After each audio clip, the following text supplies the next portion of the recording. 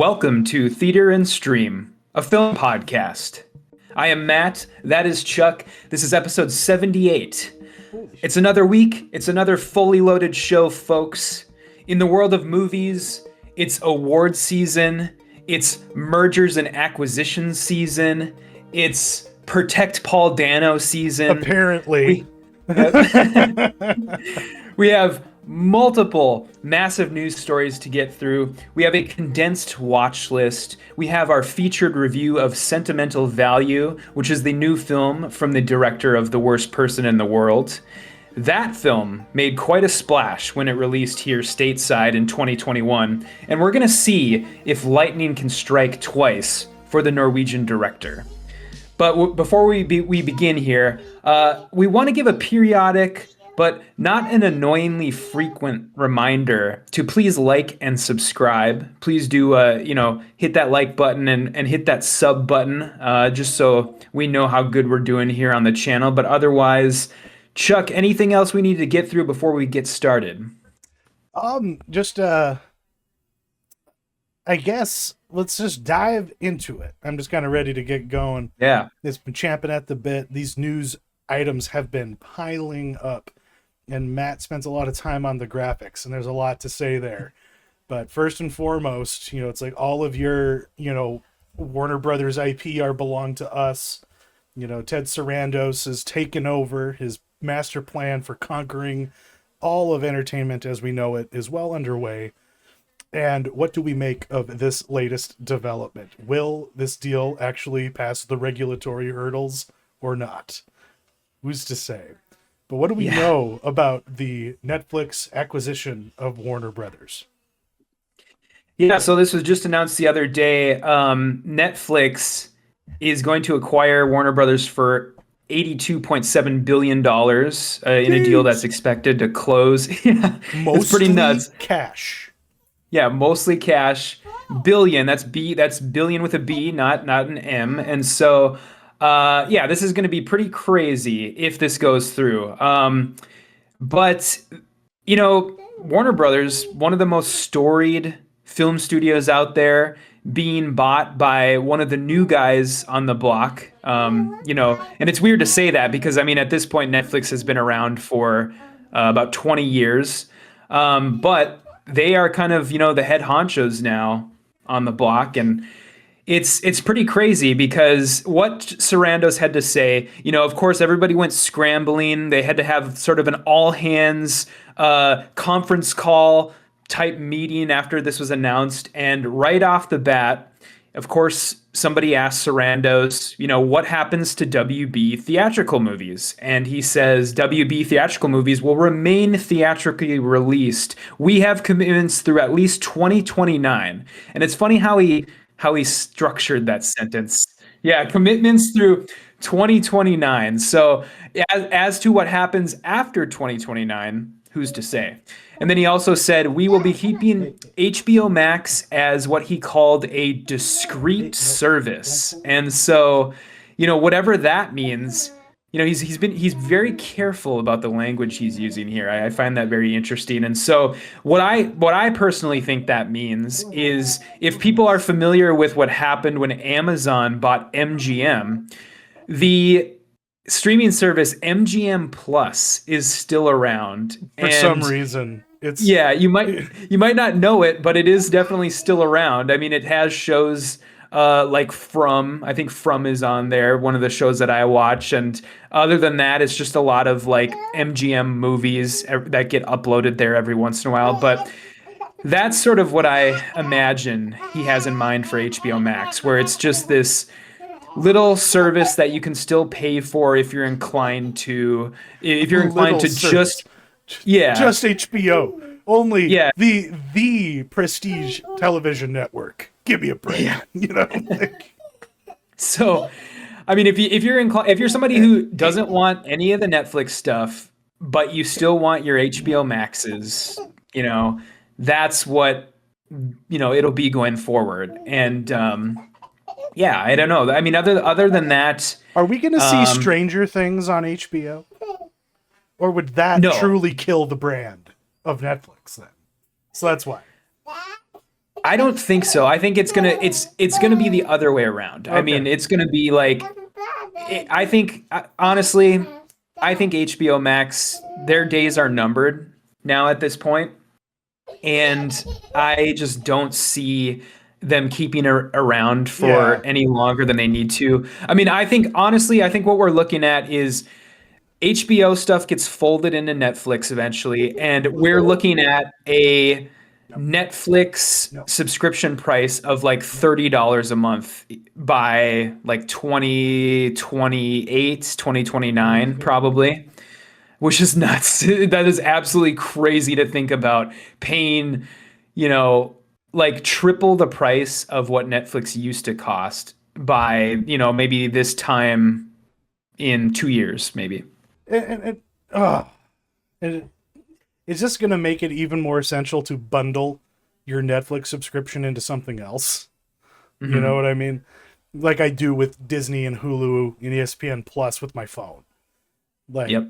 like it, it's a disgusting thing, and yet a lot of people are mostly upset because of what this could mean for theatrical releases and physical media, because that is one thing that Warner Brothers has in spades, and Yes. generally have supported is things like how like all of those old like Hanna-Barbera collections that they put out, like all the stockpiles of animation, all the old movies and shows that they have. They do a good job of like remastering that, getting it up to date to 4K. Is Netflix even going to give a shit about that? Think so. I mean, I think they'll probably sell off a lot of that stuff that they're not interested in.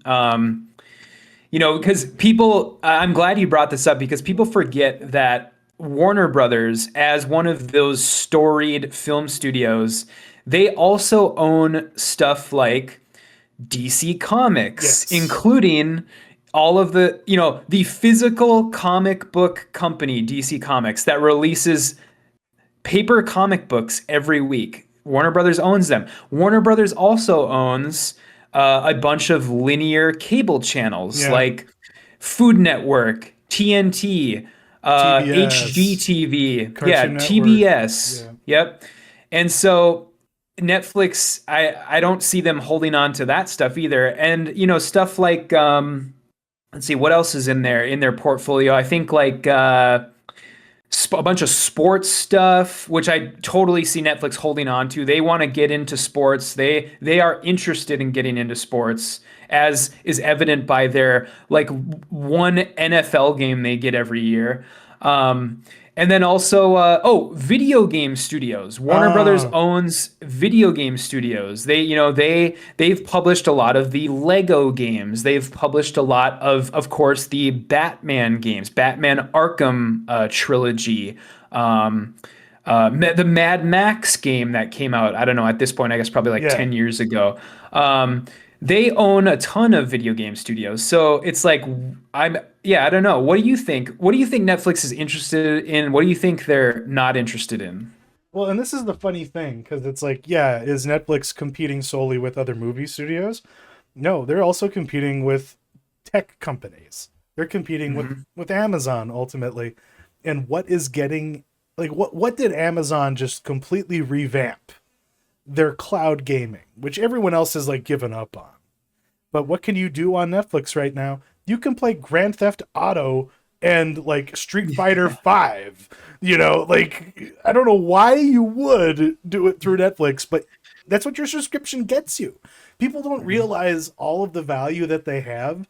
And as soon as these companies and like other market factors start influencing gaming, like as soon as you like nobody can afford to build a new computer, and and they finally realize, oh, not only is can I not afford a PlayStation, there's no new Xbox being made that I can afford because they're chasing Valve in that hardware space now, with the Steam machine coming on the block. Like, and even that, like that's an interesting conversation on its own. But like that's the weird thing, is that it's going to be about so many other things other than movies and television. It's going to be about all the other shit that they just package in and make available to you. And as soon as it's more economical to just buy a Xbox pattern controller that's compatible with your TV and you can just play games directly that way, I think that's going to become a lot more in vogue than people think. Like there's a reason why those, like, that's going to remain an option, and it's going to become even more viable of an option as technology continues to get more and more expensive. Like, do you know how much a RAM stick costs these days? Yeah, it's like didn't because of AI companies didn't like the price of RAM. It's like 250% more than it was like a year ago or something, right? Like, you could almost build a whole computer from like a few years ago with how much it costs to get the newest and greatest RAM sticks. And if you're Hmm. like me and you're running off of like 10-year-old RAM sticks and you're just satisfied because you have 48 of them, gigabytes of them, like I'm okay with it. But like, if you were like, oh, 16 isn't enough for me anymore, and you wanted to get beyond that, good fucking luck. And like, if you're like like a young family, in this country, yeah, like buying an Xbox for your kid for Christmas is going to be a thing of the past. You're not going to be Hmm. able to afford a console anymore. Now it's going to be, hey, we have Netflix. You can play Super Meat Boy on there, But Hmm.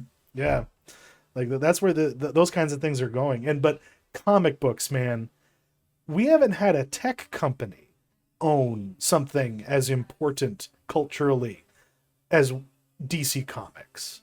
I don't Hmm. think. I think maybe you could argue that Warner Brothers buying DC to begin with was an example of this, but this is far different. This isn't. This is like Gulf and Western owning Paramount back in the day. Yeah. Like what do they know or care about this? They're just gonna be like, okay, now we can churn out as much low effort, like DC slop as we can, and that's gonna be a scary thing. Like, I don't Yeah. I don't like the idea of Netflix being in charge of how DC Comics is adapted and interpreted. What does this do to the James Gunn plan? Is that gonna get yoinked? Yeah, that's a good question. I mean, I think if if they have any interest in propagating superheroes and continuing doing superhero movies, continuing doing, these multi-movie story arcs, that Marvel and DC has been doing over the last, 2 decades, it is in their best interest to keep comic books going.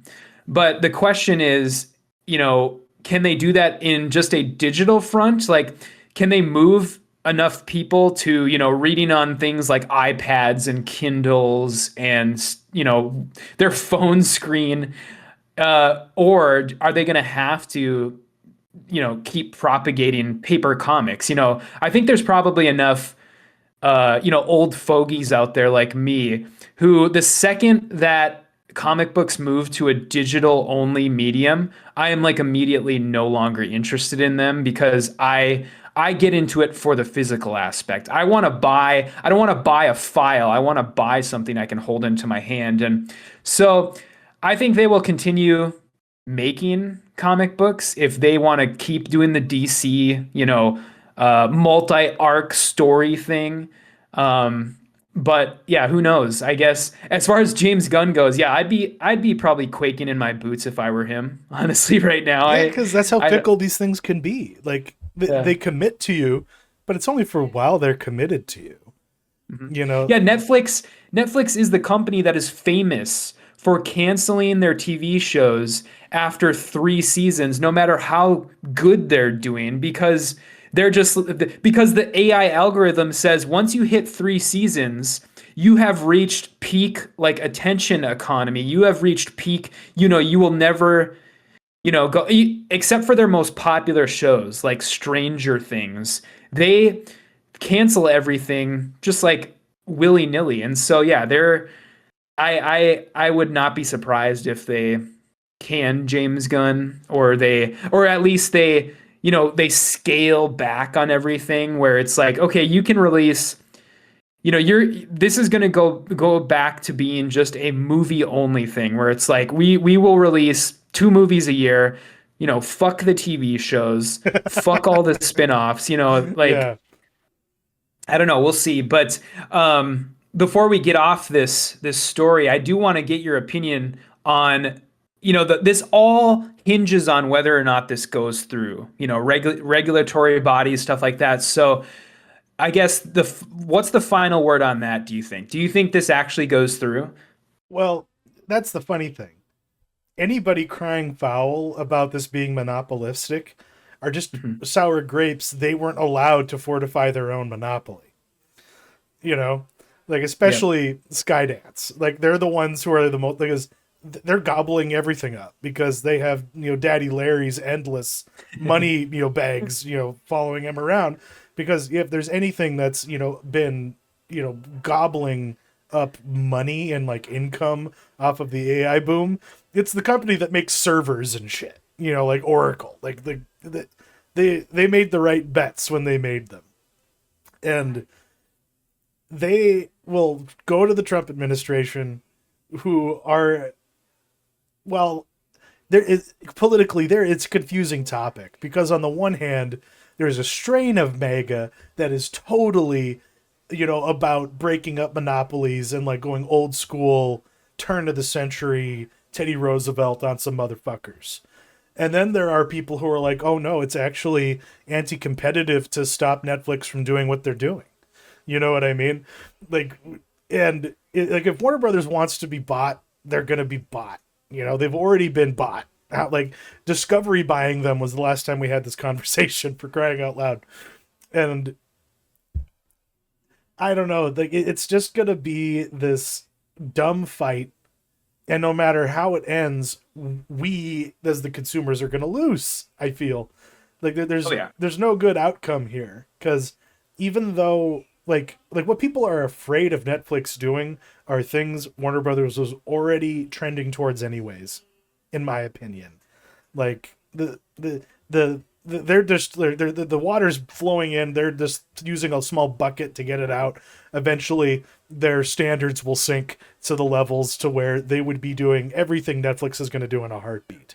They just acted like they had standards and they would never do that. There's a reason why Chris Nolan stopped working with them. You know, Yep. that's just the Mhm. writing's on the wall. And Yeah. yeah, so my allegiance will not be to Megacorps. It will be to the nomadic artists fighting in the desert to maintain their autonomy. That's what I'm all about supporting. Yeah. And then we can all duke it out and see whose philosophy is correct come award season, which was, as we know, is a totally objective process, Matt. And that process is kicking off. Yes. What's going on? Yeah, so this week, this is always kind of every year, the week that awards season sort of unofficially kicks off. A bunch of these critic circles and film organizations that you see on your screen right now announce their sort of best, either their nominees for the best of 2025 or just their outright winners of 2025. And so yeah, I just thought we would kind of, we look this over, kind of decide, what looks interesting to us, what are we going to try and, what inspires us from these Okay, lists. I'll pull Um, the first slide I'll pull up is Gotham and the NYFCC. yeah. Let's start there. Yeah, so I mean the first thing you're going to see is the trend. The trend is one battle after another. Like Yeah. that is getting most consistently best film, best feature, whatever you want to call it, pretty much across the board for a lot of these organizations.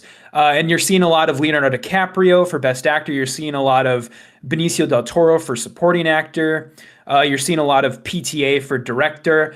So yeah, I guess first off, what do you think of that? What is your thoughts on the sort of the almost certain success of one battle after another? Well, these things aren't always set in stone. There have been crazy things to have occurred. I don't remember all of the trends here. Like there are certain bellwethers where it's like you win this, you're probably going to win Best Picture too. But there have been Hmm. exceptions to that. Like LA Confidential won I forget which body, like the National Film Review Award that particular year. And traditionally up to that point, that movie won Best Picture.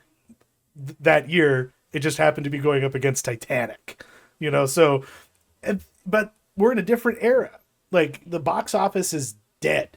You know, it doesn't matter if like Avatar, Fire and whatever isn't going to sneak in and beat PTA this year. Like it's it's very different. And I think people view the achievement very differently now than they did like in 1997.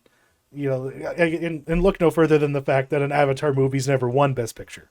You know, Yeah. just because you destroy the box office doesn't mean you're going to be the one who walks away with it. So my prediction for PTA winning and this movie, you know, doing really well come award season, I think is going to hold true. And this is kind of evidence of that. But it was just an accident. Getting some wins excites me. That's a movie on my radar that I'm definitely going to have to see, especially since its filmmaker is like now once again, like, is he still in Iran? Or did No, he fled. Yeah, they just convicted him in Essentia. absentia. So he is wanted by the government of Iran, and I don't know where he is now, but I think he's in Europe somewhere. Somewhere But yeah, safe. that's That more to the yeah. point. Yeah. Yeah, Mhm. and that's where we want him, and then he can just like sneak over the border to make films periodically in his home country. And and is that the New York Film Critics? Yeah. Yeah, Yep. yeah. Like, what is The Secret Agent? Yeah, so that's Because a I love Wagner Morrow. He's a great mhm. actor, and yeah, like if he starts getting some heat, that'd be cool. Yeah, it's a Spanish language like spy Oh, show movie. tomorrow. Um yeah, that is what we're gonna see a lot of here when we're sort of looking through these is a lot of these choices as far as, what's gonna win Best Picture, what's gonna win Best Actor. It comes down to is is the voting body going to go for the popular choice or are they going to go for the artistic choice and Ah, or the yeah, artistic choice? And yeah. so The snobbery. the Yeah, will yeah, come through. exactly. And so Yeah. it's like right now the front runners for best actor are, Leonardo DiCaprio this way or Wagner Moura this way. And that's kind of what it's coming down to, it seems like, is Wagner Moura, he is getting a lot of buzz, but he is sort of, the under the radar pick right now. And so yeah, that's very interesting. One thing I want to point to here, as you change the slide over, is the Film Independent Spirit Awards, which they award movies that are produced for under $30 million. Hmm. So they tend to skew very obscure. And their front runner this year was a movie called Peter Hujar's Day. And do you know anything about this? Have you heard about No, this? no. So I'm not really familiar with the real life event, but this is a movie that it was directed by Iris Sachs. And this is a movie that is notable because it is only 75 minutes long. There are only two actors in the movie. One of them, I think, is Ben Whishaw. I can't remember who the woman is. Rebecca Hall. Rebecca Hall. Yeah, that's right. And the screenplay for this movie is literally just the transcript from a real interview. There was no, gussying up of the screenplay at all. It's just a flat transcript. And so it's very funny that this is their pick for this. This got the most nominations. This was their pick for, best picture of the year. And so we'll see how far that takes them. I don't know. Huh. Yeah, like other, well, and that's interesting. Like that can, yeah, that's definitely not for everybody. That's what the Yeah. Independent Spirits Awards are good for. But yeah, because like Train Dreams was another one that was on my radar. Yep. And but there's other titles that are probably worthy of mention, like like a and for the National Board of Review, If I Had Legs I'd Kick You. I really want to see that. So that's Same. and we'll talk more about Inga Ibsdottir Lilleus when we go on to the feature. But yeah, Wicked for Good in the top 10. I haven't seen it, but It's you have some thoughts? Oh God, it's so sad that because okay, here's the thing about all of these different review boards. all of these picks have been made for weeks now. And so none of these voting bodies knew what the reaction to Wicked for Good was going to be.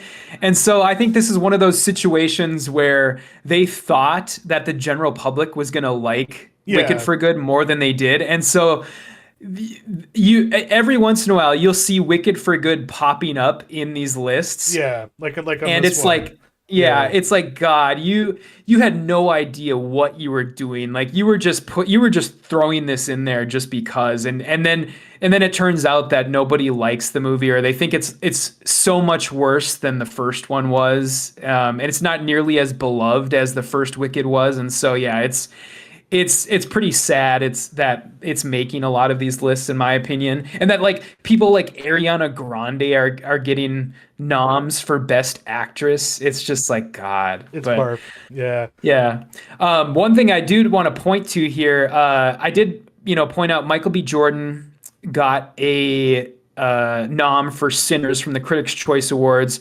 and I think that for the most part, unfortunately, the hype for Sinners has kind of cooled off Oh, on really? a lot of, yeah, it's kind of, you'll see a lot, I think it's getting a lot of like token nominations for like best film of the year, and stuff like that. But I think overall people have kind of cooled on Sinners, and I don't know if that's just because of when it was released in the year, but the one thing that seems to be holding strong for Sinners is what's her name? Uzo Aduba? Is that, or no, not Uzo Aduba. Who is the woman who she played like the mystic The Mystic. lady in, Oh, what is her name? um she Did, has a very like Japanese sounding last name. I think she's on the next slide if you wanted to move over to that one. okay. Um Which one was that now? Maybe I'm missing one. oh, the front runners, the one that Oh, said front yeah, runners. there we go. Um Sorry, but everyone. Yeah. Yeah, Oh, yeah. Wumne Masaku. Masaku. That's her name. Yeah. Yeah. So Wumne Masaku, she is getting a lot of buzz still for her role in Sinners for supporting actress, and so otherwise, yeah, people have kind of cooled a little bit on that movie, I think. So I think we need to kind of mention here because you put it up here as a front runner for original screenplay. But Yeah. yeah, the Safdie breakup, I think we can kind of see who won that. Yeah. You know, You can definitely see who's probably the more talented of the Safdie brothers. that said, like I still really want to see the Smashing Machine. I just when I saw like the reaction to it wasn't so enthusiastic, I'm just kind of holding off because Yeah. that movie's made for me. I love that era of MMA. I love Mhm. Mark Hare's story.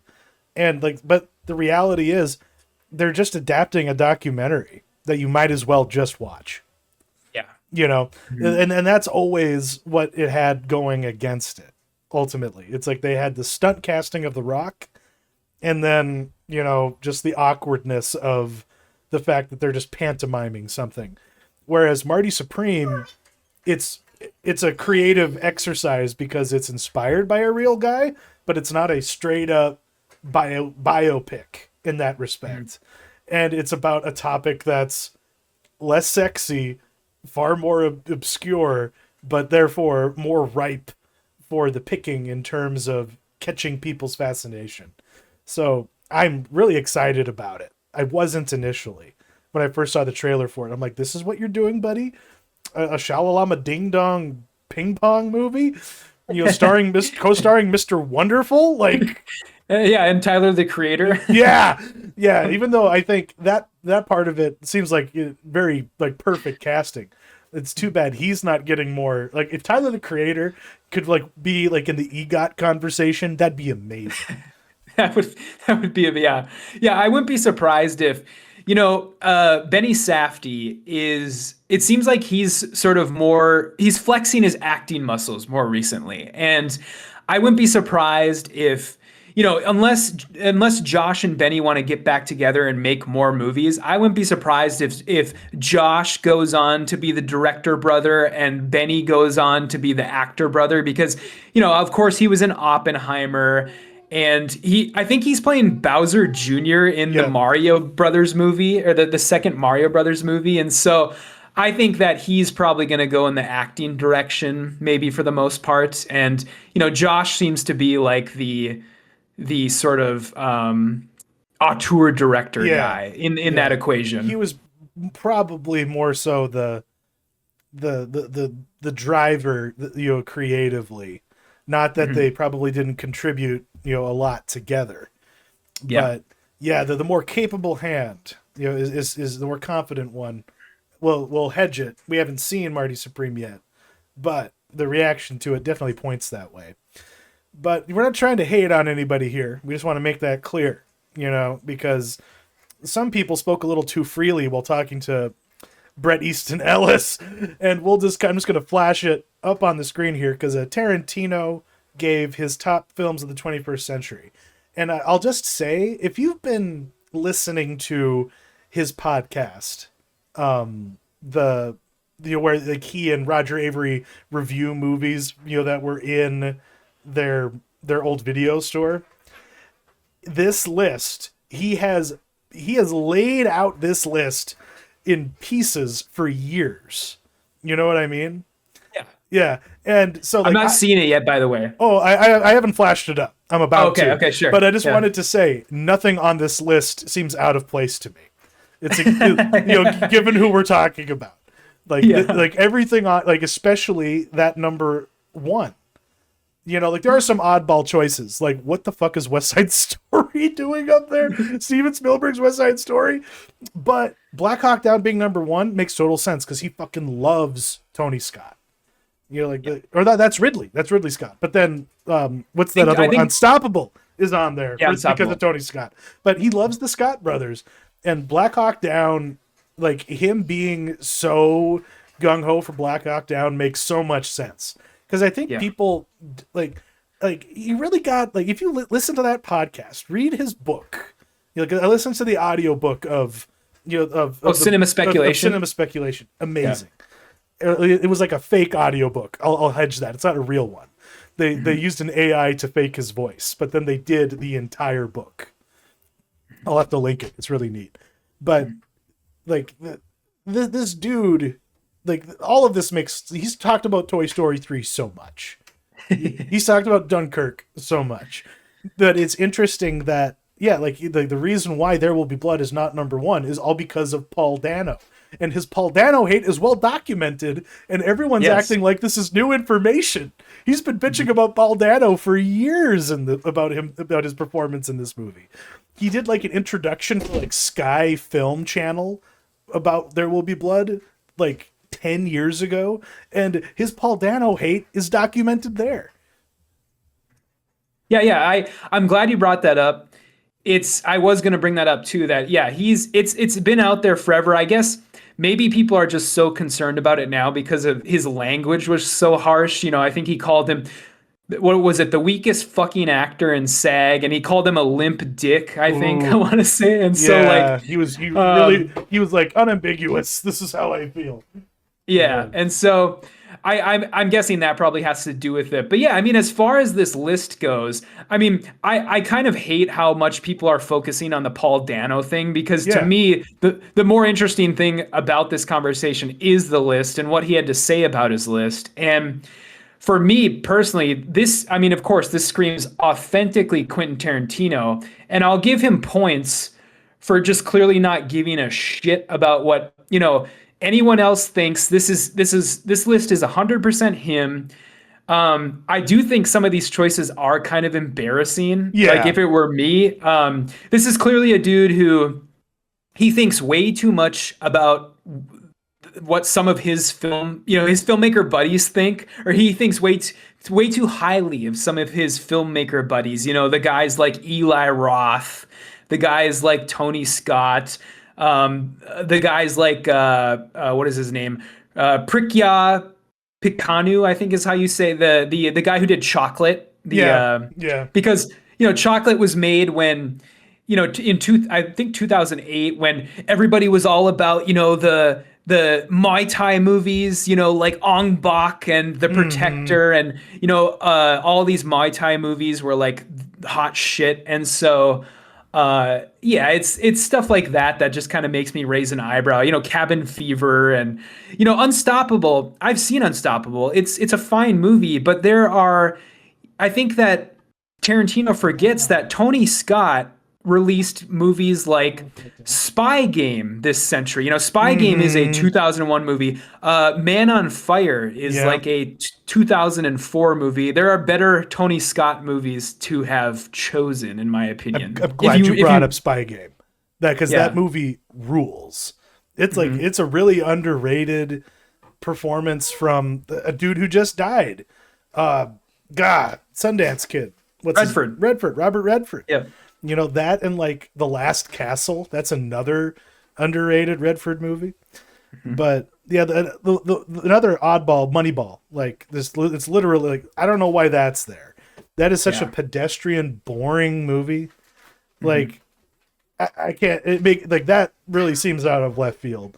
But having the Passion of the Christ and School of Rock and Jackass, all in a row, like with the Devil's Rejects right above it, is really like I think that's really funny. yeah, But like Big Bad Wolves, and that's a movie that I haven't thought about in a long time, but he put it on there. And like Battle Royale is the only movie on this list that was on his famous movies that have been made since I started making movies that I wish I had made list. Like, and I think that's interesting that that's the last one that is in the cutoff period because yeah, we're past the point where we can consider the Matrix. You know what I mean? yeah. And things like that. So yeah, it's an interesting lineup there. But yeah, it's obvious that he just doesn't want to hurt anyone's feelings. So Zodiac is there, and Mad Max Fury Road being there makes sense. Shaun of the Dead was on my list for crying out loud. But why are we Yeah. still acting like Midnight in Paris is a good movie?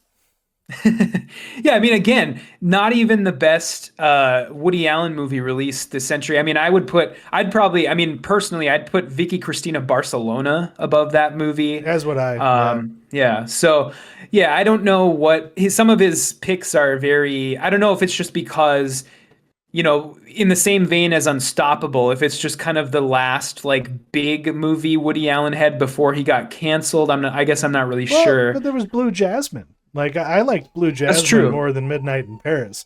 That's true, yeah. Yeah. So I mean, there was other choices, and it's in hmm yeah, and yet again, he can explain his choices, but hmm yeah, we're gonna this he deserves more of his like you said. The side eyes should be coming for other reasons, other than that. Yeah. All right, now moving on to our very brief watch list.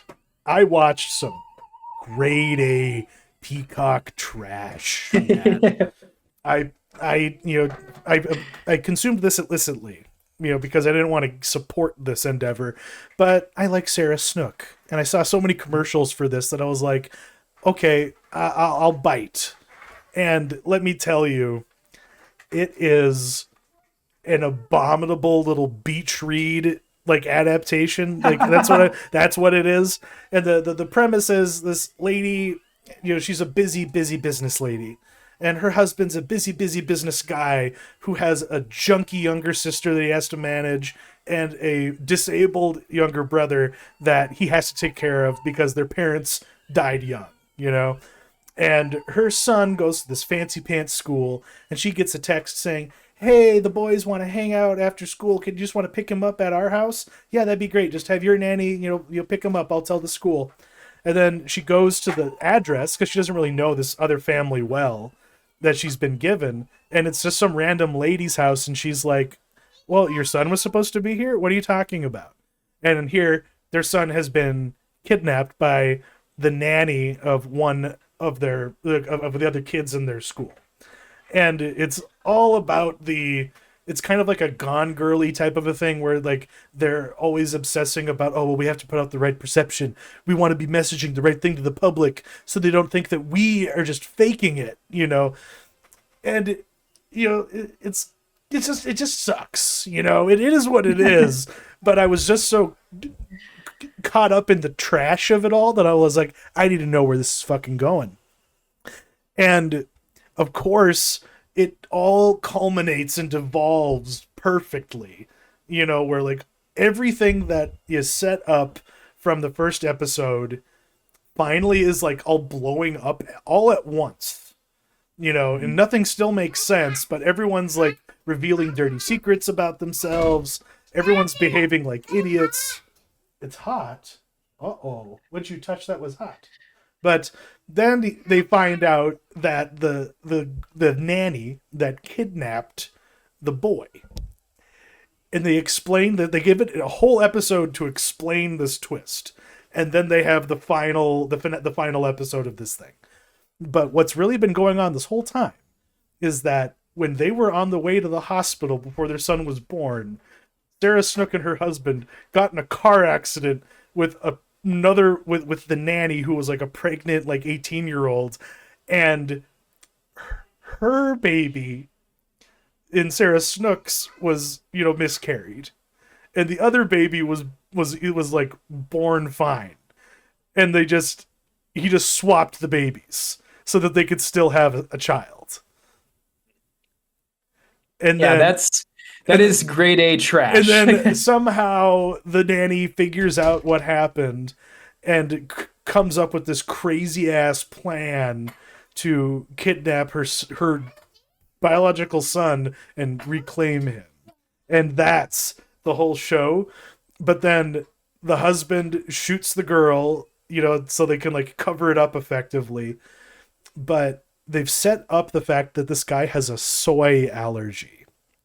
Throughout every episode, there's a passing mention to his soy allergy. So after Sarah Snook realizes who her husband is, she takes some like soy-based lip balm and like puts it on her lips and then kisses him, and then just watches as he goes into anaphylactic shock and dies. It's soy allergy. It's glorious, but it's terrible. Yeah, like this is like one of those Harlan Coben like like this thing is made to just be thrown on a television screen haphazardly sort of situations. And yeah, it was wonderful, for as terrible as it was.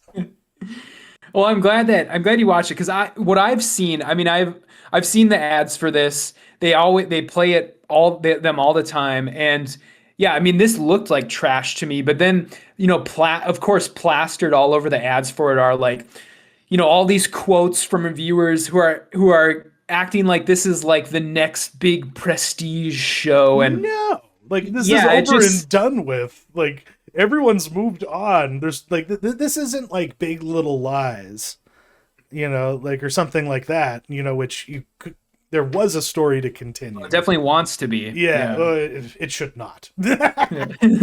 Now you got to see something I desperately want to. I don't know when I'll ever be able to, but I'm buying a physical release if they ever make it happen. But how was the whole bloody affair, Matt? Yeah, so it's crazy that, this week, I mean, the whole bloody affair, it's got to be one of those, first it was rumored, and then it was confirmed, and then it became legendary. One of these things that nobody ever thought they were going to be able to see. It's crazy that in the same week, we might be getting Kill Bill, The Whole Bloody Affair, and Half-Life 3, an announcement of Half-Life 3. And so I don't know if you've heard any of these. I am trying not to get my hopes up. Yeah. There's rumblings. There are rumblings about this. I don't know if you've heard about any of that, yeah. but yeah, it's nuts. And so yeah, Kill Bill, The Whole Bloody Affair. I went and saw it. I went and saw all 4.5 hours of it in the cinema. And here's what I have to say about it. Is this awesome? Yes. Is it amazing to be able to see it on a theater screen? Like, oh God, yes, it is. Is it ostensibly mostly the same movie that you've seen before? Also, yes. And so, Kill Bill came out when I was that awkward age of, 14, 15 years old. I was still too young to get into R-rated movies without sneaking in. And I didn't have my driver's license yet. I didn't even have my permit yet. And so I missed out on this in the theaters, like a lot of people that are our age. And to see this in a theater, it's incredible. It's absolutely incredible.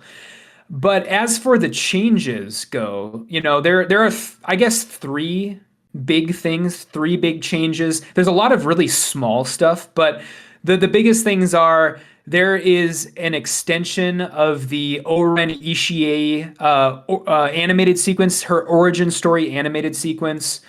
There is the removal of the recap at the beginning of Volume 2. Yep. Yep. And then, of course, there is the uncut version of the Crazy 88's It's fights, in where color.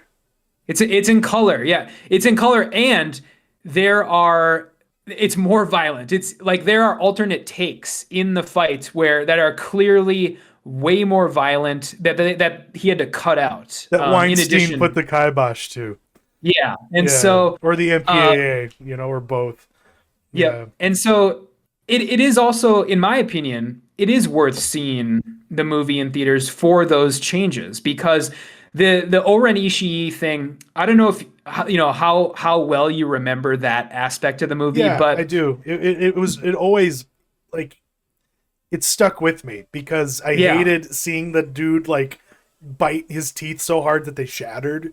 yeah, Like, oh yeah, yeah. yeah. Ah, And so what I'll just tell you what the extension is basically if you remember during that scene, of course, write it down. there's Boss Tanaka, and he's the guy who bites his teeth so hard that he shatters them. But then there is also Boss Tanaka's like right hand man, and he's the guy who actually fights and stabs Oren Ishii's father, and he is the guy who Yeah. he kicks the cigar and he starts the fire. And but if you'll notice in the Kill Bill Volume 1 version of that guy after that scene, he's never heard from again. You That's don't know what true. happened to that guy.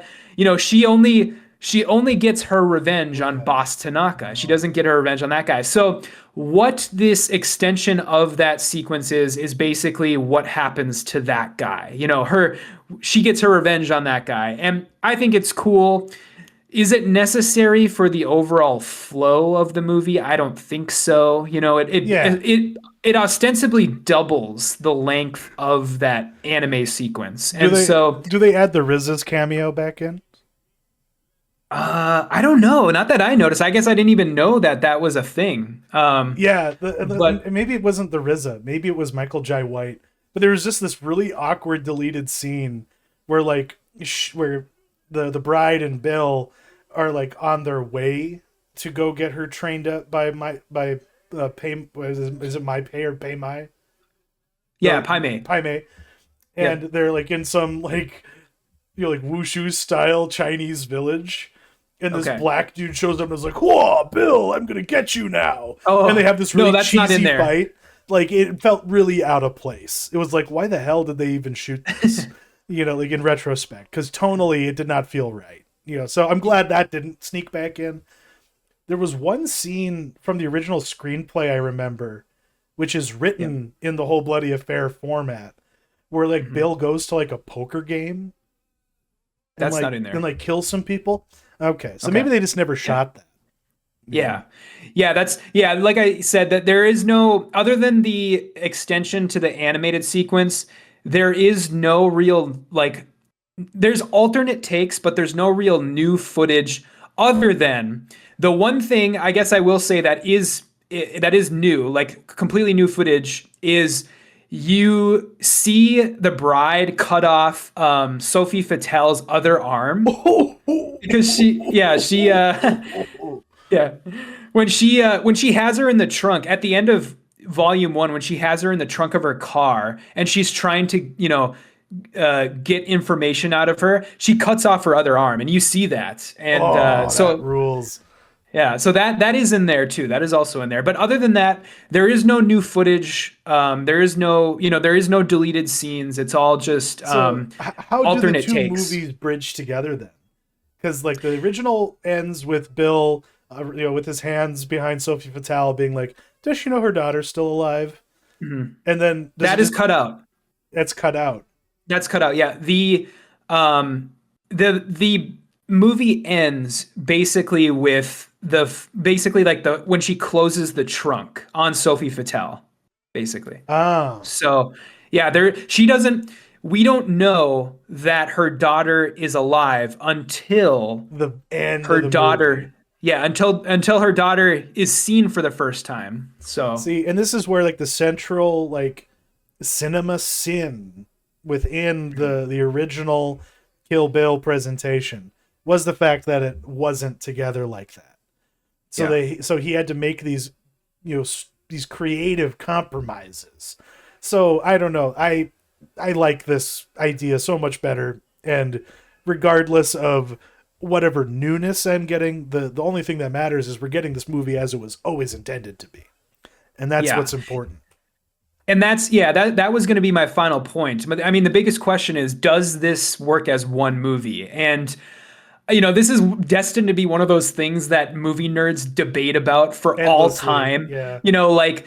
Which cut of Aliens do you like better? That type of thing. And so, I guess it may sound like a bit of a cop out, but for me personally, I could do either one. I'm fine with watching the movie both ways. I think that there's like a built-in 15-minute intermission into the movie that does wonders for not making it feel long. And I really don't think you feel the length. I mean, this thing is 4 hours and 15 That's minutes insane. minus the intermission. And I really don't think you feel the length. I think the only time I really felt the length at all during the entire thing was maybe when Bill is waxing on about Superman, when Yeah. he's Yeah. it's like Cuz that is the thing. Like when they were separate volumes, they gave you something different each time. yeah, They were very different they movies. feel different. Yeah. Yes. Mhm. And that opening act, like the first half of it is just such a whirlwind and such a visual wonder. And Mhm. then like that was always the criticism of volume 2 was that it was just kind of talky and plotting. And there wasn't enough action, to work with in it. But so yeah, like I think you're kind of right. It's like depending on what kind of an experience you want, now you have options. It's Yeah. kind of why like have you ever seen the miniseries version of the Hateful Eight? Yeah, on Netflix, the Netflix version, yes, I I have. really like that version. Yeah. Hmm. And it's kind of fun. Yeah, I like it. It's fun. Yeah. And you get a little bit more movie, not a hell of a lot more, but just a little bit more. So that's Mhm. cool and exciting, and I'm invested, and as Mhm. everyone should be. Now, moving on to the feature review here. Pretty excited about this one. If I can get it pulled up and press my buttons correctly. Um, because we rather liked the worst person in the world. There was we were measured though. That character definitely was the worst person in the world. And Joachim Trier, or Joachim, however you say the name, he has a very depressing sensibility. He's Nordic. He can't help it. It's in his nature. But sentimental value is very, much a change up from him. Because while yes, it's still definitely inhabiting the output, of Scandinavian cinema in that, it's either a gory crime thriller about a serial killer or it's a very intense personal drama. This is an intense personal drama, but it's one that I think is well set up. When it comes to award season, even though we aren't seeing it, didn't come up a lot, in our segment on award season. But for me, like this is now my movie of the year just because of how moved I was by it. It's and it has a lot going for it. I think it may not repeat as Parasite's thing of being a foreign language film to sweep it all, but it also is kind of cheating. There is some English in there. It's not fully in in Norwegian, but it's I lost track of myself here a little bit. But it's still like shimmers in a way that really I think makes it stand out. The performances, the writing of it, the how it's presented. It's also it's delicate. Like it doesn't beat you over the head with some of the rote melodrama that's going on because the premise here is you have this aging filmmaker who raised a broken family. He has two daughters who have had to cope with, the effect of, him prioritizing his career. And, he's coming to the end of his road and he knows it. And he's written a film that he wants his daughter, who is an accomplished actor on stage, and like she has a TV series that did well, to be in it. And she's like, "Fuck you, Dad. I want nothing to do with this." No, I'm in the middle of something. Why don't you go ask Mama if she can hide with you? I'm in the middle of something, buddy. I'm sorry. We'll play after. And now here I am creating trauma of my own. But because like this is a movie about movie making, and kind of how the sausage of it can be made at times. And he's kind of despondent. She rejects him, and the solution he happens upon is through this actress played by Elle Fanning, who watches like a retrospective screening of one of his movies at a film festival and just kind of feels like, fuck all the stupid Hollywood shit I'm doing. I want to make a serious artistic picture. And then then in turn how his children react to this development, because he wants to shoot it in the family home that's been in their family for generations. Like, it's just going to be this really intense metatextual analysis of their story and their family. And it does a lot. It does quite a bit. And it's far more digestible than The Worst Person in the World, because it's shorter for one, but it's much more refined, and it does its exploration of this intergenerational trauma and conflict very carefully, and it doesn't browbeat you. It's about families, it's about artists, and how commerce causes you to sacrifice from both to get something out of it. And that at its core, it's about these people trying to reclaim themselves, and find some way to get what they lost out on. Oh, what do you need help with, buddy? With this? You want to sweep? Yeah, it's funny. I mean, I like that you brought up worst person in the world, because I think I was probably a little cooler on it than you were. Yeah, I thought it was kind of a meandering rom-com, sort of pretending to be more by sort of enshrouding itself in these cheap sort of like sadness bombs. There's a number of things that just come out of left field in that movie, like the especially cancel culture meander that it goes on. yeah, and Yeah, like the cancer storyline that sort of pops up in the last like 20 minutes of the movie, and the miscarriage storyline. And yeah, I mean, sentimental value, it feels like a maturation for Trier for me, where it's like and I don't know if that's because I don't know if you've seen the rest of the Oslo trilogy, which The Worst Person in the World was the third film of, but he's sort of free from the confines of that now, of the thematic confines, and I think he's really doing more interesting things where he's spreading the field with what he wants his themes to be. And I really like the ruminations on whether or not like domiciles or places, buildings can like hold like feelings and memories. I really, yeah, really like how he explores that. And there's so much to chew on as a watcher. It really justifies its 135. I'm normally like, I hate movies normally that are over 2 hours unless they are able to justify their runtime, and I feel like this really justifies it. I was locked in for the whole thing. And I would also count this as one of my favorites of the year. I think it's not forced. It's not bombastically dramatic. It's oftentimes very funny, but it knows how to suggest the feelings that it wants you to feel as an audience member. And I like that. I like that it's not so in your face, or as in yeah. your face as worst person in the world. But yeah, I don't know. Where do you want to go from here? Well, let's see here. I guess just a quick little, mention, just because Mhm. it was the first time that like I uproariously laughed, was because like there was some small chuckles in the beginning like when she's having her panic attack during the play, and she keeps running back and forth and finding ways to escape the backstage handlers and everything.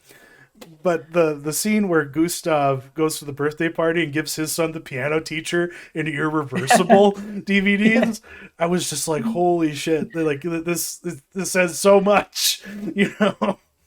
Because like either it's like it's him being selfish, giving a gift that means something to him, or it's just this like teasing acknowledgement to the parents that it doesn't matter what I get him, Mhm. like, it's like he's not gonna care.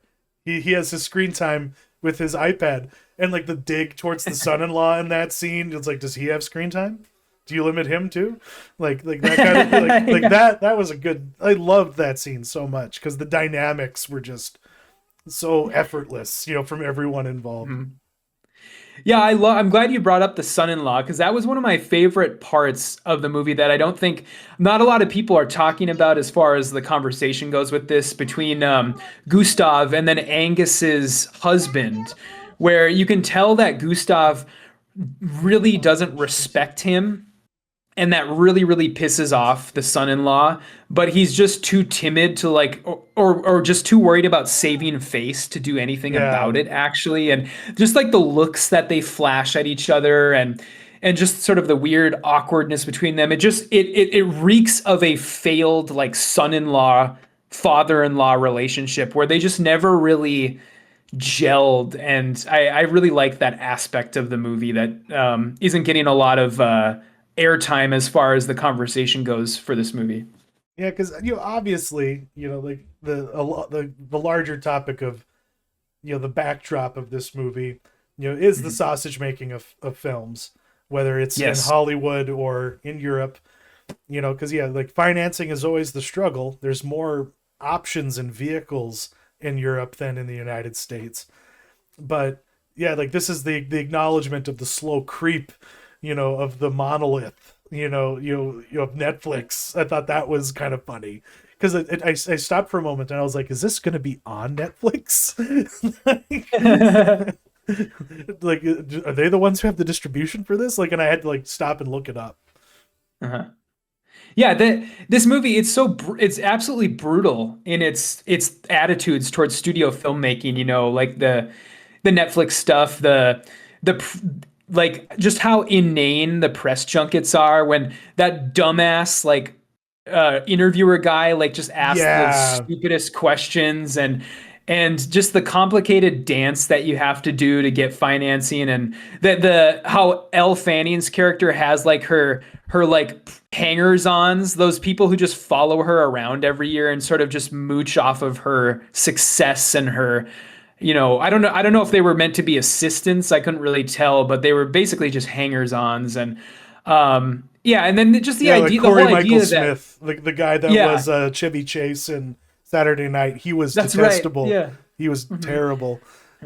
And the yeah, the whole stuff about having the idea that Gustav, if he casts Rachel versus Nora, that's the difference between doing a like Euro art house movie or doing a higher budgeted like de facto awards bait, basically. Like he knows if he casts Rachel, he suddenly gets so much more money. He suddenly gets thrust back into the spotlight after years of obscurity, after years of going to revival screenings of his movies, his old movies, that he has to like sit there and talk to a moderator about. And so, yeah, I loved all that stuff. I mean, I think for me, the most devastating scene in the film sort of revolves around this idea of movie making where he realizes he is going to be unable to hire his Yeah, cinematographer friend because he's too geriatric. He can barely move at this point. He has to sort of break the news to him.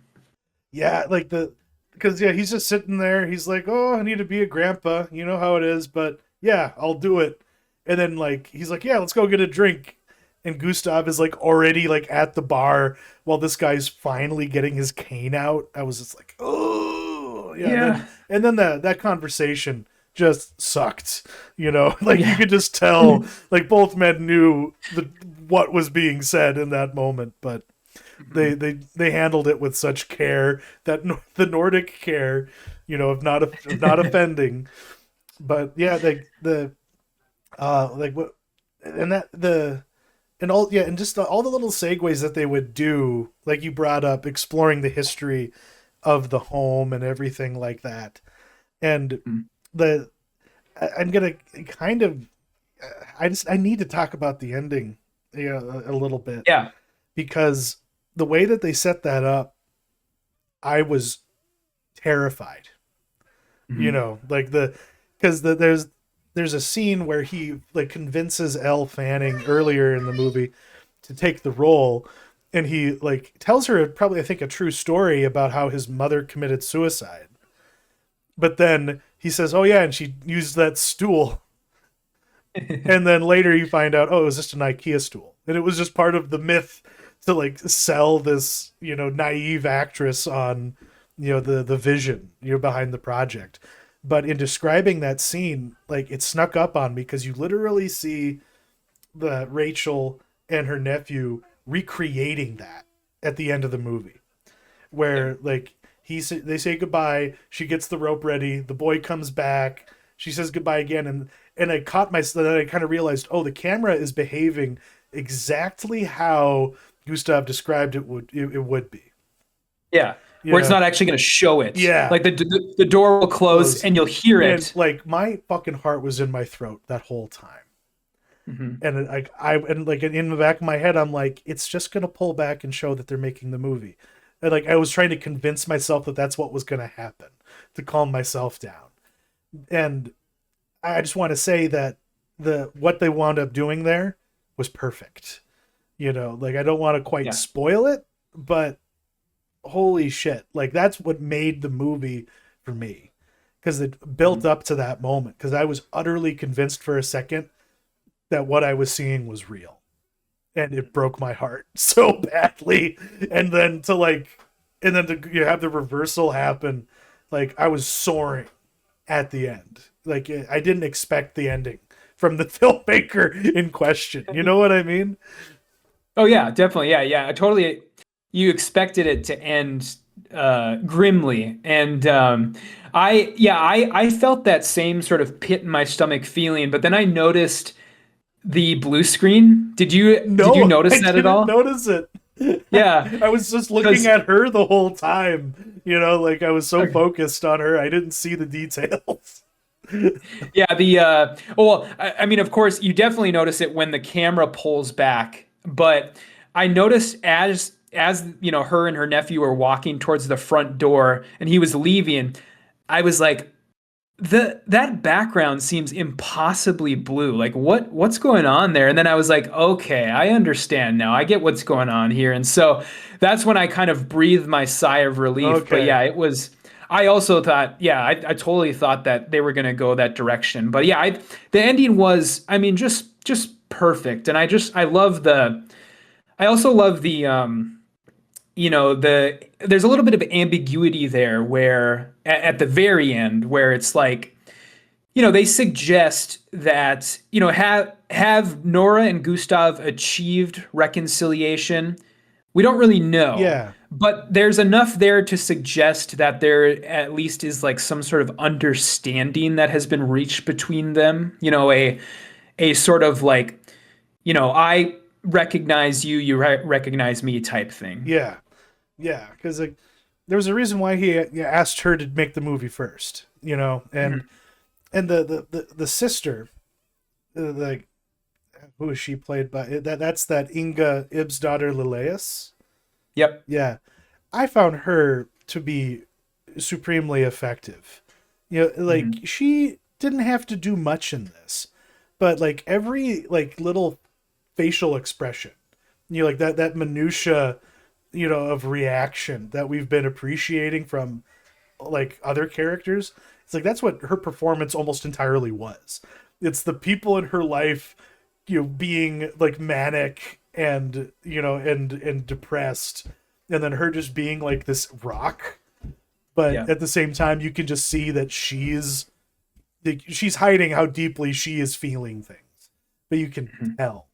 And I think I would want her to get some kind of award for this out of anybody in this movie. She deserves it the most.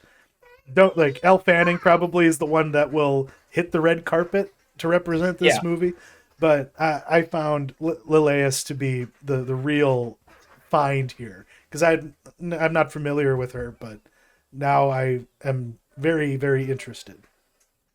Yeah, same. I mean, she was great. Just the way that, I mean, definitely the one of the more nuanced performances. Yeah, she's the one who's holding it all together on the surface, but not quite once you dig a little deeper. And Mm-hmm. her, yeah, both her and Elle Fanning. I mean, Elle Fanning, it's so strange the type of year that she is having as an actress, where it mirrors what is going on in this movie, where her two big movies this year are Predator Badlands That's and right. this. And it's That's right. like, she is that actress, whether or not she wants to be or not in real life, where she's going from this quippy surface level role in one of the biggest action blockbusters of the year to a Nordic dramedy art house movie. And I feel like, I mean, Elle Fanning, she's smart enough to know that she knows where her bread is getting buttered as far as money goes. And then she also knows where she has to go to get her rocks off as an actor.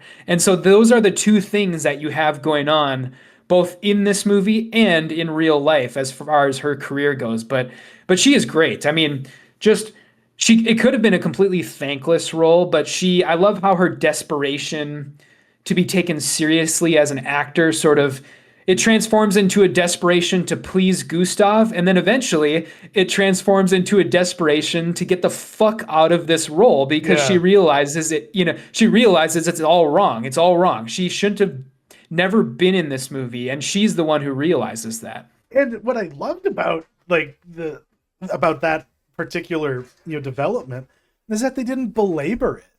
Like Mhm. they just had like two scenes essentially, or like maybe like two or three scenes essentially like set up the moment, and then when she confronts Gustav about it, it just it just moves right onto like where the story needs to go next. Yeah, because yeah, like she's right. She was totally wrong for it.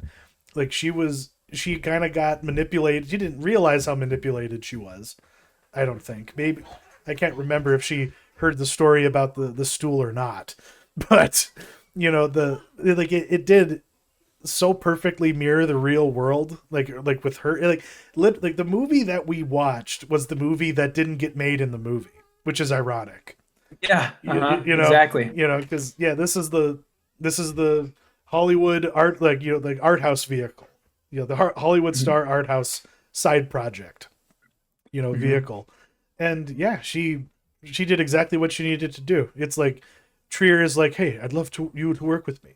She's like, perfect. I'll do whatever you want. I want you to be you. Oh, great. Like, but then Yeah. it's not thankless. It's like it's a worthy project in spite of that. Yes. Uh-huh. Yeah. Um, I do want to go. We already touched on it a bit, but I do want to go back to the elements of the house that I had touched on when at the beginning, where it's probably my favorite aspect of the movie. These sort of time traveling scenes that we get into the history of the house and the people who lived there. Because I really just love this theme of, do locations hold memories and feelings? Mm-hmm. Because I think about that a lot as far as you talk to people who have visited places such as Gettysburg or like Auschwitz, and they say there's a distinct feeling to them where there's a menace to this location. There is a forlorn feeling to this location, and it will never go away. And I don't know if, in this movie, I don't know if it's quite as literal as that, or if it's just the ability for certain locales to just drum up feelings within ourselves that we carry around, as in like we bring the feeling to the location. It's not the feeling of the Mm-hmm. location itself. Yeah. I don't know, but it just reminded, I mean, I love all those scenes, and it reminded me of those 1950s era scenes from Tree of Life, the Terrence Dude, Malick movie, I where was going to make that comparison. yeah, Yeah, hmm, like no, because it's that's similar right. similar Yeah, feeling, yeah. yeah. And so, what do you think about that idea of like locations holding like feelings. Well, I'm gonna do my best to maintain my composure, but it's like that was something that really resonated with me. Hmm. Like that's because in our little dinky little apartment here, that's how it feels. I suppose, yeah. You know, Hmm. that's what it's like. Like I for those who don't know, I went through a loss somewhat recently, Hmm. and as a part of that, it's like there's just little bits and pieces of her, that I see in the corner of my eye all the time. Hmm. A little bit less now that I'm leveled out, but like I don't know, that hit me pretty good. I'll say that. But the what I found very neat though was the character of the house and the quirks of the house. The Yeah. the stovepipe through which the children can eavesdrop on the adult conversations. I thought that was pretty cool, and how the different generations both utilized it. That quirk of the house. Because then it leads you to, no matter what like what era you're in, you have that same kind of experience. You know, just because of the the layout, and the mechanics of your home, so to speak. Like if you have one of those floor plans that's just a big circle, around, what I mean. Like there's just a certain thing that just about like your environment where it's like it's the feng shui of it, if you will. Yeah. Hmm. That's kind of what it comes down to. Yeah, I should mention too, it's not like a lot of the examples I was bringing up, Gettysburg, Auschwitz were, Yeah, of but course. menace, it can be the opposite too. Yeah, I was gonna Yeah, say. that's Yeah, exactly what I was going to say is it doesn't necessarily have to be bad too, because you brought up the stove, and that's like, a good, of course it's a good memory, or it's like something that sort of has been passed down from generation to generation. And yeah, it's really, really interesting in that regard. And I really, again, yeah, I really, really related to that, or I really like when directors explore that theme. yeah, That was probably my favorite part about Tree of Life, also. yeah, because it did that in spades. Mhm. Um, the and I guess I wanted to call out a line, or like just like a sequence of lines, like where Elle Fanning is trying to understand the art, interrogating the writer about Gustav about it. It's like you're like because they did that scene. That's what it was. Like they she did a line read with another woman standing in as the mother, and she was like, "I wish I had a mother. I wish the mother in the film were like this actual person next to me." And then he just Mhm. kind of calmly says, "This isn't about my mother, because it's about him. It's Uh-huh. about him and his daughters, and he doesn't want to admit that to her." Because very rightly, once she figures that out, she realizes this ain't gonna fucking work anymore. But Yeah. yeah, Um, I guess sort of I don't know what you made of this scene, but I guess probably the linchpin, the pivotal scene of the movie has to be that restaurant meetup when Nora and Gustav sort of meet up. It's sort of their first extended scene together. And they, I don't know what you made of that, but to me, it's sort of what it felt like. It's like these two people are determined to prove that they don't need each other, yet they sort of desperately do, where Gustav, he only knows how to connect through his art, and he sort of thrusts his screenplay on Nora as if it were like the remedy to all of her mental health problems, where he's like, here you go, here's why you're so fucked up, like read this, and she yeah. just wants none of, she wants none of it. And that's kind of how I read that. I don't know if you had any thoughts on that scene. Well, no, yeah, because he just was talking so past her, and not listening Yeah. to her, because like she's so clearly articulating, I want nothing to fucking do with this. And Mhm. yet he's like talking because I think he's always kind of had to be this way, but he always like because he's just constantly kind of like scraping by in his career, and just trying to make things happen.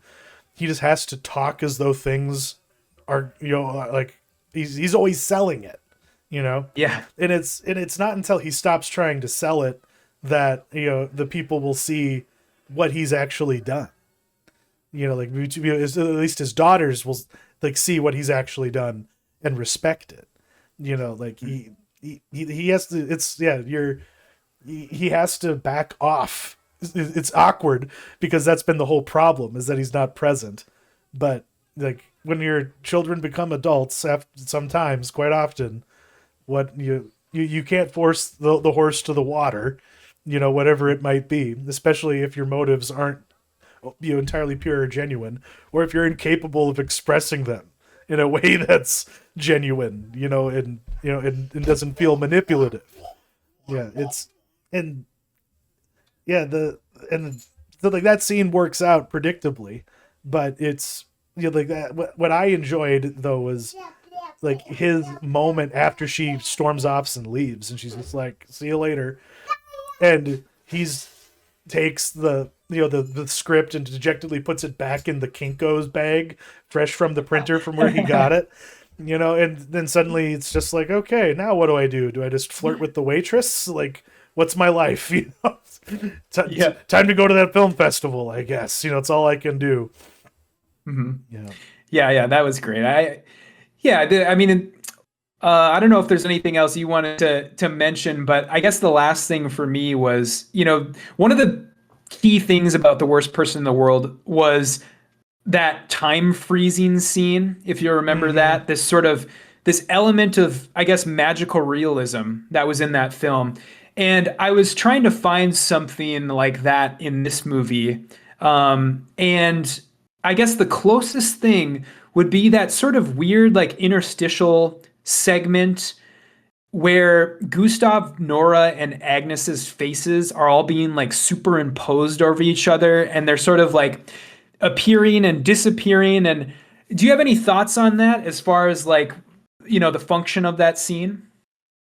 You know, it's like not in a magical realist kind of a way, but I think to me it was just showing how they were like all thinking about the same thing, or at least like Yeah. they're all trapped in the same mental prison, as it were, and they Hmm. just all handle it a little differently or cope with it a little bit better. But if there's a message to this movie, it's it's not living your life that way. Yeah. Like break free. If not for yourself, then for the other people who are also trapped there. Yeah. I guess Yeah. yeah. So I talk totally agree. talk Yeah. out your family trauma, people. I guess that's the Yeah. that's the lesson. But yeah, it's great. I mean, it's nice to have a movie, I mean, especially after our last show, which people will probably have seen by now, where we just shit on almost every Yeah, movie we talked about. yeah, It's nice to have a movie. I think we both unmitigatedly recommend this. And I'm sure in a couple weeks when we talk about our top movies of the year, this will probably be appearing on both of our lists. dude. My list is gonna be so weird. It Yeah. felt so certain, like in like August, and now I'm just constantly reassessing things. Hmm. Like they're Yeah. we're looking forward to putting that list together. But moving on to the mentionables, you have a PSA for us. Yeah. Yeah, I was struggling a bit this week to come up with something. But yeah, I don't know. I guess my fairly simple mentionable this week, beat the sort of New Year's resolution rush and go join it. Just go join a gym now, or get on a workout. Even if you're staying at home, get on a workout regime at home. It's pretty easy to just sit in your living room and watch TV while you're, doing some crunches, doing some push-ups, doing some, anything. But more recently, me and my wife started going to the gym together, and There are so many things nowadays, even if you hate going to the gym, there are so many things that you can do to mitigate that experience where, a lot of gyms nowadays, they literally have a bank of TVs that you can watch, while you're working out. My personal way to, sort of offset how shitty going to the gym is I bring a book with me and I'll put a treadmill on like on an incline and I'll start walking and I'll read a book while I'm walking and I'll burn, 500, 600 calories and, in no time because I'm just sitting there reading my book. And so yeah, just there's really unless you're like somebody who's super busy, which I totally understand, going to the gym or starting a workout regime, it's not as bad as it once was. Yeah. Podcasts, there's so many podcasts out there, including this one that you Yeah. could be listening to while you're working out. And so, yeah, just get on it, people. Or just get yourself some home gym equipment. Like Yeah. mine's collecting dust. I need to get it out and take your advice. And I have a kettlebell that has removable plates so that it can be different weights depending on what you're trying to do.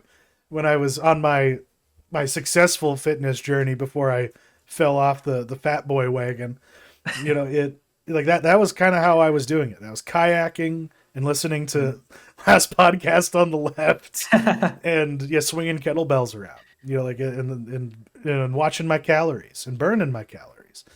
That's the way to do it. And I have an audiobook recommendation for people, who, are looking to get back into the gym. Or you could do what that one guy does. It's called like it's called a Dark Souls. That's what he's called. Like he plays Dark Souls, but like when he levels up in the game, he has to do like so many burpees. And he's playing and he has to walk on a treadmill while he's playing the whole time. Because like the whole point to him is I'm going to play a game, but as I invest time in this game, I'm going to be, getting healthy and fit and muscly at the same time. You could do that. Or you could just listen to the audiobook as I scroll ahead through all this other stuff and lose my place because I hit stop. But I am listening to The Power Broker by Robert Caro, which is a like 60s, 70s, like era release of a biography of a man named Robert Moses, who is single-handedly responsible for the New York City that we know today in terms of its infrastructure, its parks, and like large elements of its city planning. And this is the story of how this guy came to be and how he did it. And it's an incredible book. But like if I wanted to get it from the library because I didn't want to buy a like 1,200 page book, and have to lug it around, and take care of it. I just wanted to get it in my hands. That public library doesn't even have it. They have Gene Simmons' autobiography, but they don't have the quintessential work of biography of the 20th century. Are you kidding me? Because this is well regarded. All the really rich and powerful people read this. Obama swore by it. So I'm like, I want to learn a little bit about how the sausage is made. And it's incredible. It's 66 hours long, read in the most robotic. I swear it's a real guy, but he sounds like AI. And the Robert Caro had to be convinced to let them record an audiobook version. And the only reason he did was because he wanted more people to get exposed to it. Sure. Because I've heard some of his stuff about I've heard segments from his what did he do? He did a number of books, I believe, on Lyndon B. Johnson, yes, he right? did. Yes, he did. Yeah. And and what this guy kind of pioneered, essentially, this Moses guy, is cultivating your school friends, and like other social connections to being able to have more power than elected officials. So if he wanted a bridge built, it got built. It didn't matter if there were reports coming in saying that it would affect the tidal channels. in the Hudson, it went in, you know? And it didn't matter how many poor people he made homeless in the process because he was claiming their land. So like if the term eminent domain, this guy pioneered it and he weaponized it. And while he did accomplish a great many things and shaped the most important city in the world, he was a scumbag of the highest order and a petty son of a bitch. Because like the first anecdote that he tells is about how he was trying to do something skullduggerous to like raise money for the Princeton swim team. And the guy who was leading the team was like, I don't like the idea of you doing that, Robert. And he was like, well, I'm going to do it. And if you're not going to let me do it, I'm going to quit. And he told him, okay, go quit. And then another anecdote, when an incoming governor of New York accidentally didn't like sign his name on a cabinet position that is just kind of a given he's always going to get from administration to administration, like in charge of parks or something. He didn't get the parks department. So then he walks into the governor's office and he's like, hey, either you fill out this slip and give me this position so I can give it to the clerk, or I'm going to quit all of my jobs that I do for this state. And I'm going to take all my power and influence with me. And then that governor fucking caves and like lets that tactic win. And then you find out over the next 4 hours how that aspect of his person was because his mother was that way. You know, so it's a fascinating book, and I barely scratched the surface of it. And yeah, if you have like a month of your life that you could give, a month or two of your life that you could give, you could probably read this thing or listen to it like I am. Yeah. But that kind of does it for us. We're going to be coming back to you in a couple weeks for, is it going to be our end of year, picks, or are we going to be doing a feature review at the same time? I think so. Yeah. Next week is will be Avatar, Fire and Ash, the third Avatar movie. And then I guess it would be our show a month from now. Would be the show that is slated to be recorded on January 3rd will be our best of 2025. That's when it's going to be. Okay.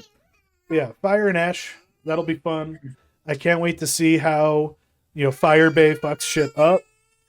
I want to know if the Earth Clan are going to win, because I am firmly on the team that I should not be in the Avatar universe. But James Cameron just makes Space Marines and evil human empires way too much fun. I'm sorry. Mm-hmm. Yeah. But thank you for joining us, and thank you, Matt. I gotta go see Toluca. Yep. See you, everybody.